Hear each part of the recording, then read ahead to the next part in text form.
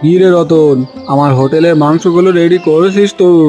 আগে যতীন বাবু, আপনার হোটেলে মাংস কেটে রেডি করে রেখেছি, আসুন এসে নিয়ে যান। এ কি রে রতন, তুই কি করেছিস? এটা মাংস নাকি আস্ত মাংসের টুকরো? হতচ্ছাড়া, এত বড় মাংসের টুকরো রান্না করলে আমার লাভ হবে নাকি? জলদি করে আরো ছোট ছোট করে কাট মাংসগুলো। এ কি বলছেন যতীন বাবু, এই সাইজ তো সবচেয়ে ছোট, এর থেকেও ছোট সাইজ করলে তো মাংস দেখাই যাবে না। মাংস দেখা না গেলে তোর সমস্যা কোথায় শুনি? তোকে মাংস সাইজ ছোট করতে বলেছি, জলদি করে কর ছোট, নয়তো তোর এই মাংস কিন্তু আমি আর নিব না, বুঝলি? আচ্ছা ঠিক আছে, আমি আরো ছোট করে কেটে দিচ্ছি।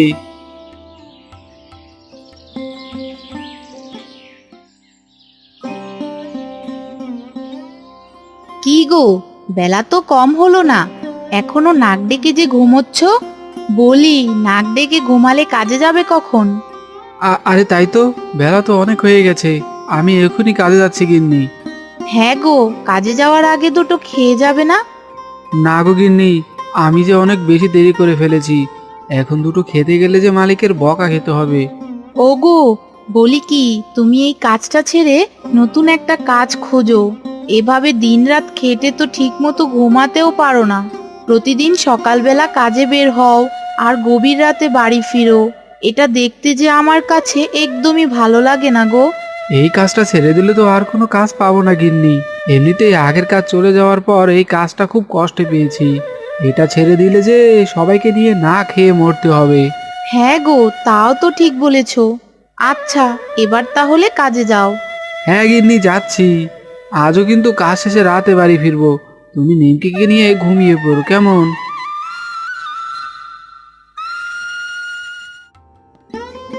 কি রে কানাই, সকাল থেকে দেখছি তুই একাই হোটেল সামলাচ্ছিস। বলি, আজ কি ওই নিতাই বেটা দোকানে আসেনি নাকি? আগে কর্তা বাবু, আজও কাজে দেরি করে আসছে। এভাবে প্রতিদিন কাজে দেরি করে আসলে যে দোকানের অনেক ক্ষতি হয় কর্তা বাবু। আমার তো আর 4-5টা হাত নয় যে একাই সব কাজ করব। হ্যাঁ রে কানাই, তা তুই ঠিকই বলেছিস। দিন দিন নিতাই কাজে অনেক দেরি করে আসছে, এভাবে কাজ করলে চলে নাকি? শুধু কি দেরি করে আসে কর্তা বাবু, আপনি না থাকলে তো বেটা কাজেও অনেক ফাঁকি দেয়। আমি বলেছিলাম কর্তা বাবু, আপনি নিতাইয়ের একটা ব্যবস্থা করেন, এভাবে তো আর হোটেলের ব্যবসা চলে না। কি রে কানাই, আমাকে নিয়ে কিছু বলছিস নাকি রে? না না নিতাই দা, কি যে বলো না তুমি, হি হি হি, তোমাকে নিয়ে আমি আবার কি বলবো। আমি ওই সামনের টেবিলটায় কিছু ভাত দিয়ে আসি। কিরে নিতাই, তুই আজও দেখছি অনেক দেরি করে কাজে এসেছিস। বলি, এটা কি তোর বাপ দাদার হোটেল নাকি যে বেলা 12টার সময় কাজে আসবি? আগে কর্তাবাবু, আজ ঘুম থেকে উঠতে অনেক দেরি হয়ে গেছে, আমাকে আজকের মতো মাফ করে দিন কর্তাবাবু। আমি আর কখনো এই দেরি করে কাজে আসবো না। প্রতিদিন তোর এই একই বলি শুনতে শুনতে আমার কান একেবারে ঝালাপালা হয়ে গেছে, আমি আর তোর কোনো কথাই শুনতে চাই না। হতচ্ছাড়া, যখন তোর কাজ চলে গিয়েছিল তখন আমি তোকে কাজ দিয়েছিলাম, আর তুই কাজ পেয়ে এখন দেরি করে কাজে আসিস? বাবু, সারাদিন কাজ শেষে রাতে হোটেলে সব থালা বাসন পরিষ্কার করি, আর এতে করে যে অনেক দেরি হয়ে যায়, তাই তো সকালবেলা ঘুম থেকে তাড়াতাড়ি উঠতে পারি না। তবে আজ থেকে আমি আর দেরি করব না। থাক, হয়েছে হয়েছে, তোকে আর কষ্ট করে তাড়াতাড়ি ঘুম থেকে উঠতে হবে না। তুই কাল থেকে আমার হোটেলে আর কাজে আসবি না, বুঝলি? তোর পাওনা টাকা যা বাকি আছে তা এখনই নিয়ে বিদেয় হ। না না যতীন বাবু, আমাকে কাজ থেকে বের করে দিবেন না। কাজ থেকে বের করে দিলে যে আমি না খেয়ে মরবো। আমার সাথে দয়া করে এমনটা করবেন না বাবু। চুপ কর, আর একটা কথা তোর মুখ থেকে আমি শুনতে চাই না, নয়তো তোর পাওনা টাকাও কিন্তু একটাও পাবি না, বুঝলি?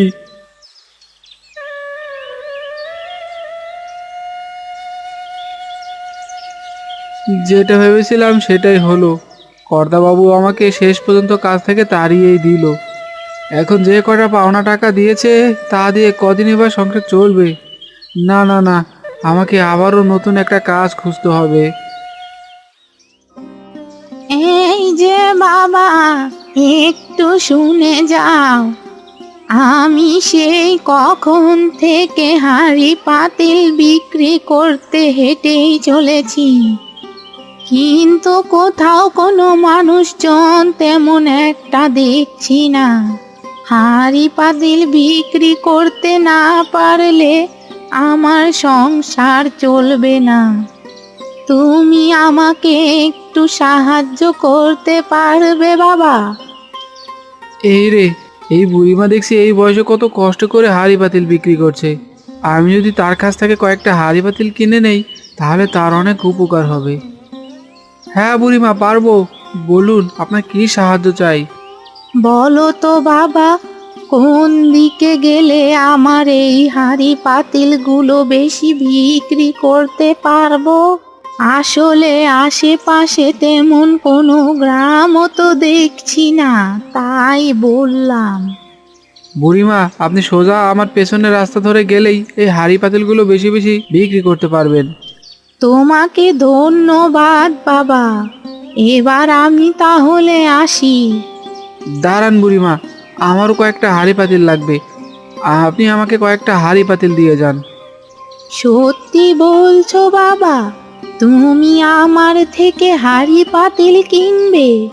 ঠিক আছে, তুমি যেহেতু আমার প্রথম খদ্দের, তাই তোমার কাছে থেকে আমি কোনো লাভ করব না। আচ্ছা বুড়িমা, ঠিক আছে। এবার তাহলে আমাকে কিছু হাঁড়ি পাতিল দিন।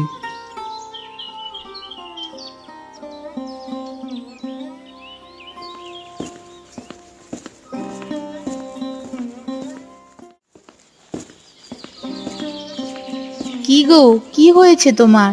আজ তুমি এত তাড়াতাড়ি বাড়ি ফিরেছো যে? আর তোমার হাতে এই হাঁড়ি পাতিল কেন? আর বলো না গিন্নি, আজ অনেক দেরি করে কাজে যাওয়ায় কর্তাবাবু আমাকে তার হোটেল থেকে বের করে দিয়েছে। যাক, ভালোই হয়েছে। ওই কর্তাবাবুর কাজ করলে যে তুমি খুব তাড়াতাড়ি অসুস্থ হয়ে পড়তে। তার কাজ করতে করতে তুমি ঠিক মতো না পারো দুটো খেতে আর না পারো ঘুমোতে। কিন্তু গিন্নি, এখন থেকে আমাদের সংসার চলবে কি করে?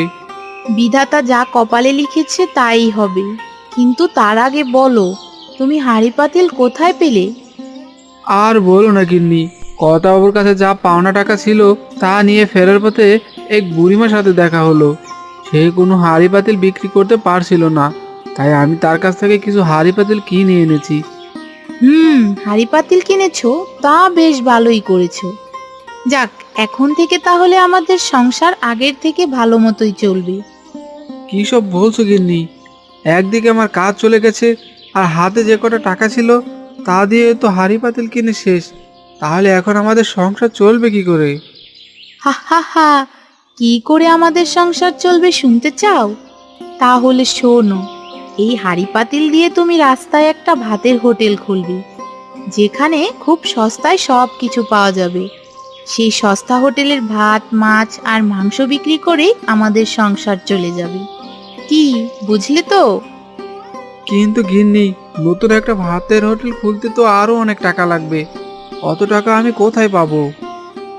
ওগো, আমি থাকতে তুমি টাকার কোনো চিন্তাই করো না। শোনো, আমার যে সোনার বালা আছে না, তা মোড়ল মশাইয়ের কাছে রেখে কিছু টাকা আনবো, আর সেই টাকা দিয়ে তুমি নতুন একটা ভাতের সস্তা হোটেল খুলবে। আরে বাহ গিন্নি, তোমার মাথায় তো দারুণ বুদ্ধি আছে বলতেই হয় দেখছি। হা হা হা। হয়েছে হয়েছে, এবার তাহলে ঘরে চলো, তোমাকে দুটো খেতে দিচ্ছি। সকালে তো না খেয়েই চলে গেলে। হ্যাঁ গিন্নি, চলো, আমারও অনেক খিদে পেয়েছে।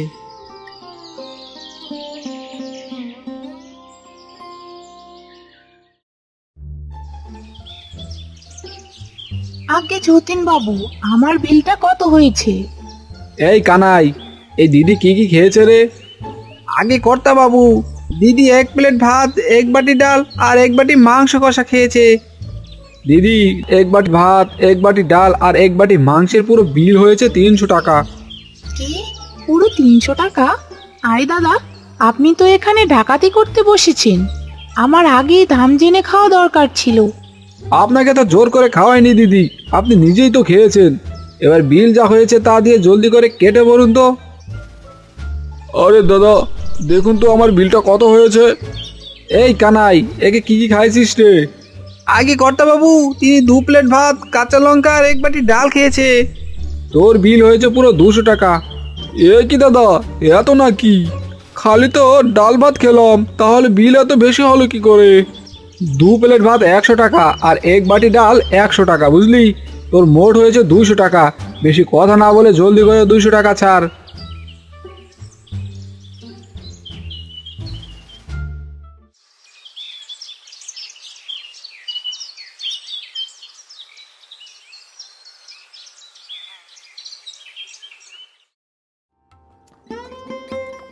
এই ভাত আছে, ভাত ভাত, গরম গরম ভাতের সাথে আরো আছে ডাল মাংস। আসুন দাদা, আসুন বৌদি, গরম গরম ডালের সাথে সস্তায় মাংস ভাত খেয়ে যান। আসুন আসুন, জলদি করে আসুন, ফুরিয়ে গেলে কিন্তু আর পাবেন না। কি বললে বাবু, সস্তায় মাংস ভাত? তা কত সস্তায় বিক্রি করছো বাপু? আসুন খুড়ো, আপনার কাছ থেকে দাম আরো কমিয়ে রাখবো। সে কম না হয় রেখো বাপু, তা কত করে মাংস ভাত বিক্রি করছো সেটা আগে বলো তো বাপু। হে হে হে, বেশি না খুড়ো, গরম গরম এক থালা ভাত আর সাথে এক বাটি মাংস মাত্র 100 টাকায়। কি বললে বাপু, আবারও বলো তো, ঠিক মতো শুনতে পাইনি। হা হা হা, যা বলেছি তাই খুড়ো, ভাত আর মাংস মাত্র 100 টাকা। বলো কি, মাত্র 100 টাকায় মাংস ভাত? তা মাংস আবার পচা দিবে না তো বাপু? না না খুড়ো, একেবারে টাটকা মাংস, রতনদার থেকে কিনে আনা। হা হা হা, এসব কি বলছো বাবু? তাহলে জলদি করে আমাকে এক থালা ভাত আর এক বাটি মাংস দাও। অনেকদিন মাংস দিয়ে ভাত খাওয়া হয় না, আজ পেট ভরে মাত্র 100 টাকা দিয়ে মাংস ভাত খাবো। হ্যাঁ খুড়ো, এখনই দিচ্ছি। এই যে দাদা, এক বাটি ডাল দিয়ে ভাতের দাম কত? আমার কাছে মাত্র 200 টাকাই আছে। এই টাকায় কতটুকু ডাল ভাত পাবো? কি সব বলছেন দিদি, 200 টাকায় ডাল ভাত কেন? আপনি তো 200 টাকায় দুজনের মাংস ভাত পাবেন। 200 টাকায় মাংস ভাত? বলি, এটা কাকের মাংস নয় তো আবার? হি হি হি, না না দিদি, আমি ওই জগাইয়ের মতো কাকের মাংস বিক্রি করি না, আমি একেবারে দেশি ছাগলের মাংস বিক্রি করি, বুঝলেন? বলেন কি দাদা? তাহলে আমাকে এক্ষুনি দুজনের মাংস ভাত পার্সেল করে দিন।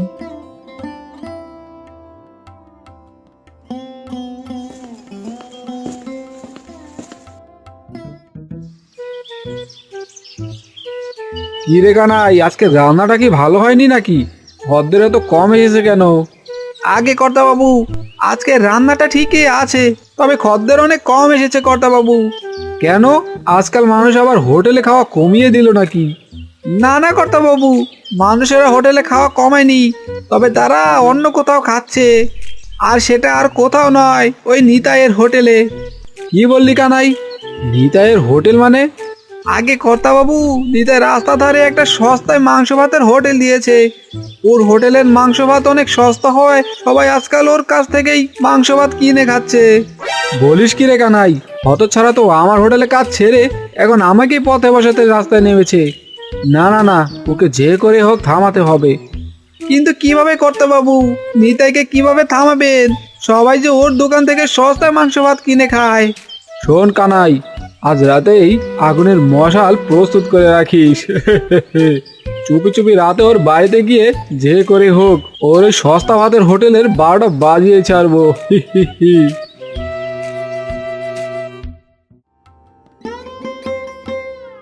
যাক বাবা, আজকের মতো তাহলে সস্তায় মাংস ভাত বিক্রি করা শেষ হলো। ভেবেছিলাম সস্তায় মাংস ভাত তেমন একটা বিক্রি হবে না, কিন্তু না, বিধাতা আমার দিকে চোখ তুলে তাকিয়েছে। প্রথম দিনে প্রায় সব বিক্রি হয়ে গেছে। এবার যেটুকু মাংস ভাত বেঁচে আছে তা বাড়িতে নিয়ে সবাই মিলেমিশে খেয়ে নিব। ওইদিকে মেয়েটাও আজ কদিন ধরে মাংস মাংস করছিল। আজ অনেকদিন পর নিমকিকে আমি মাংস দিয়ে ভাত খাওয়াবো। যাই, এবার জলদি করে বাড়ি যাই।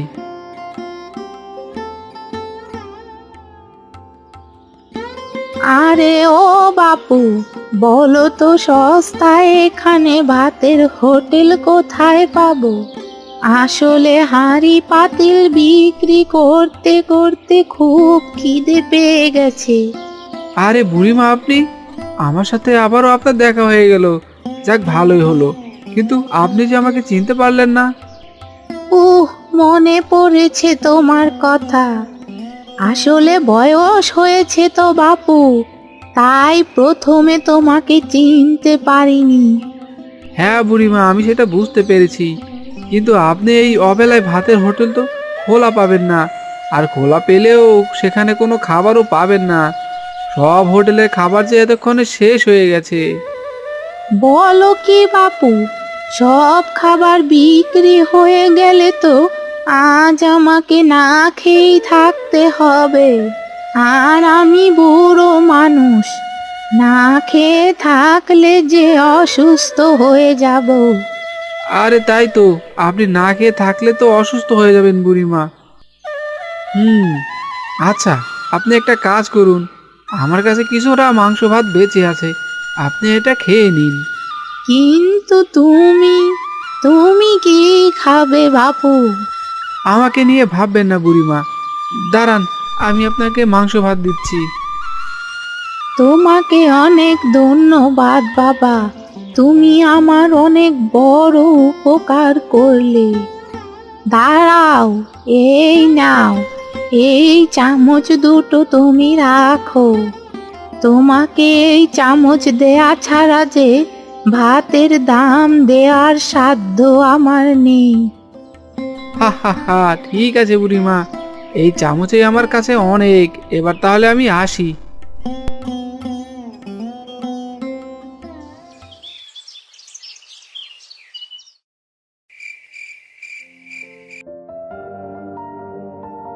আরে বাহ, আজ প্রথম দিনেই তো তুমি বেশ টাকা আয় করেছো গো। পুরো 5,000 টাকার মাংস ভাত বিক্রি করে আয় করেছো 6,000 টাকা। হ্যাঁ গো গিন্নি, আজ প্রথম দিন ছিল জানো, আজ অনেকে খেতে না পেরে না চলেও গেছে। বলো কি গো, না খেতে পেয়ে চলে গেছে? তাহলে তো কাল থেকে আরো বেশি বেশি করে রান্না করে দিতে হবে। না গো গিন্নি, শুধু রান্না করে দিলেই চলবে না, এখন থেকে আমাদের আলাদা একটা দোকান নিয়ে হোটেল খুলতে হবে, বুঝলে? আরে তাই তো, তুমি তো দারুণ কথা বলেছো।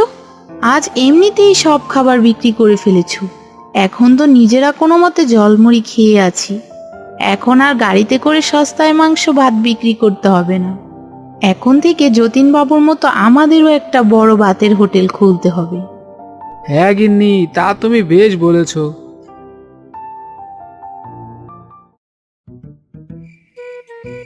হতচ্ছাড়া নিতাই সব সময় আমার হোটেলে কাজ করে এখন আমার ব্যবসা লালবাতি জ্বালাতে সস্তায় মাংস ভাত বিক্রি করছিস? না না বাপু, আমি তো তা হতে দিতে পারি না। আমার ব্যবসা লালবাতি জ্বালানোর আগেই তোর ভাতের গাড়ি আমি জ্বালিয়ে দেব। আগে কর্তা বাবু, আপনি এবার বললে নিতাইয়ের ভাতের গাড়িতে আগুন জ্বালিয়ে দেব। হ্যাঁ রে কানাই, আর দাঁড়িয়ে কিসের অপেক্ষা করছিস? জলদি করে হতচ্ছাড়া নিতাইয়ের ভাতের হোটেলে আগুন ধরিয়ে দে। আগে কর্তা বাবু, এখনই দিচ্ছি।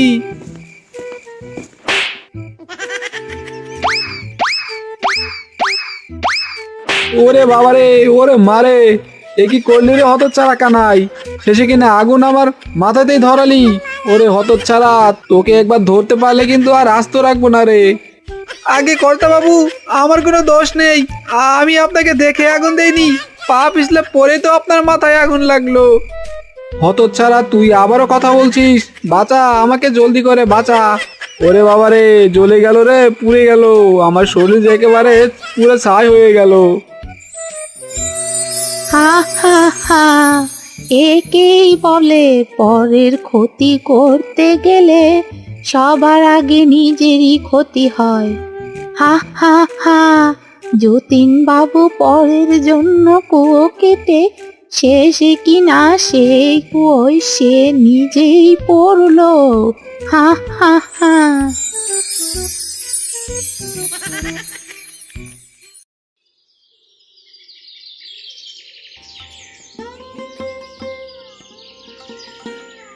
আসুন আসুন, সস্তায় মাংস ভাত খেয়ে যান, গরম গরম মাংস ভাতের সাথে এক বাটি ডাল একেবারেই ফ্রি। আসুন আসুন, জলদি করে আসুন, আজ মাংসের সাথে কিন্তু মাছের তরকারিও আছে। আসুন আসুন, জলদি করে আসুন, গরম গরম সস্তায় মাংস ভাত খেয়ে যান। দেখুন কর্তা বাবু, নিতাই সস্তায় মাংস ভাতের সাথে এখন মাছের তরকারিও বিক্রি করছে। হ্যাঁ রে কানাই, তা তো দেখতেই পাচ্ছি, সব লোক তো ওর হোটেলের সস্তায় মাংস ভাত খেতে একেবারে উঠে পড়ে লেগেছে। এবার বুঝি আমার ব্যবসাটা গেল। আগে কর্তা বাবু, ব্যবসা গেলে ব্যবসা পাবেন, কিন্তু আপনি গেলে যে আর আপনাকে পাবেন না।